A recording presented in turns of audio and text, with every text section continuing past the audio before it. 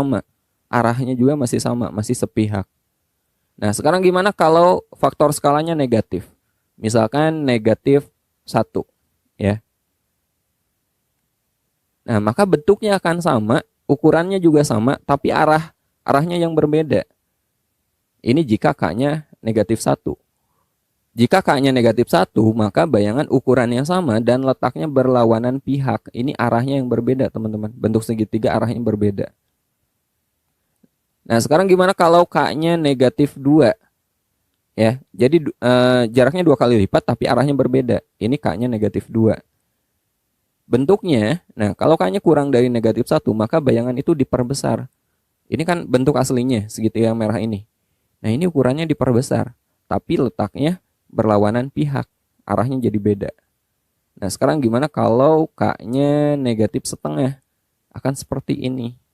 Ya, jika K-nya lebih dari negatif 1, kurang dari 0, maka bayangan diperkecil dan letaknya berlawanan pihak terhadap pusat dilatasi. Nah, ini 5 sifat dilatasi berdasarkan faktor skala. Jadi pada dilatasi, teman-teman nanti akan sering mendengar faktor skala atau K, dan juga ada pusat dilatasi. Nah, pada ilustrasi ini pusat dilatasinya adalah titik O, 0,0.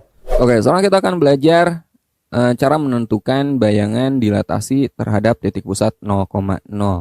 Misalkan suatu titik X, Y kita dilatasi dengan pusat O itu 0,0 dengan faktor skala K, dan bayangannya adalah A aksen, X aksen, Y aksen. Nah, bagaimana cara menentukan koordinat bayangannya ini? Jadi kita akan mencari X aksen dan Y aksennya. Jika menggunakan matriks, caranya seperti ini, teman-teman. X aksen, Y aksen seperti ini. X aksen dan Y aksennya sama dengan ini matriks dilatasinya.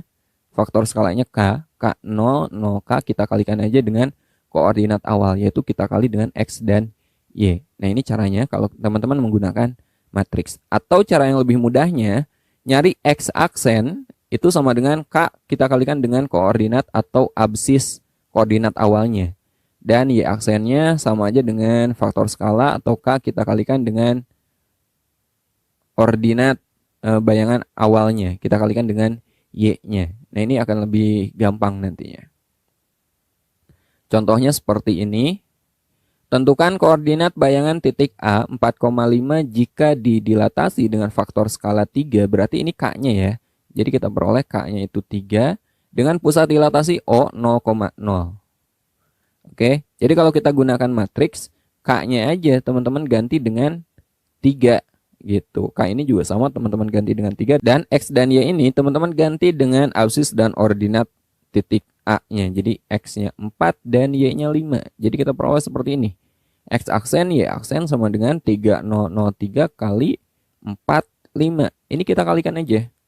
Ya. X aksen Y aksen sama dengan 3 kita kali 4 kan 12. 0 kita kali 5, 0. Jadi 12 tambah 0.